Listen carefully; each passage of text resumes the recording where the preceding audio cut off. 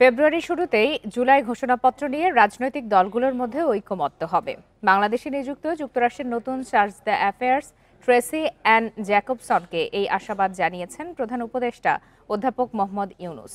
সোমবার রাষ্ট্রীয় অতিথি ভবন যমুনায় এই সাক্ষাতে প্রধান উপদেষ্টা বলেন, রাজনৈতিক দলগুলো সংস্কার প্রস্তাবে একমত হলে সরকার তাদের স্বাক্ষরের জন্য অনুরোধ করবে, যাতে একটি জুলাই ঘোষণাপত্র তৈরি করা যায়।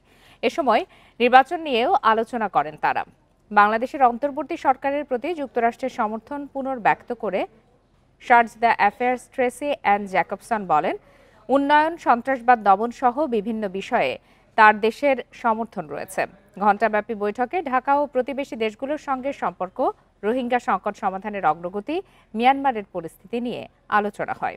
এ সময় প্রধান উপদেষ্টা বলেন, বাংলাদেশ তার প্রতিবেশীদের সঙ্গে সম্পর্ককে মূল্য দেয়।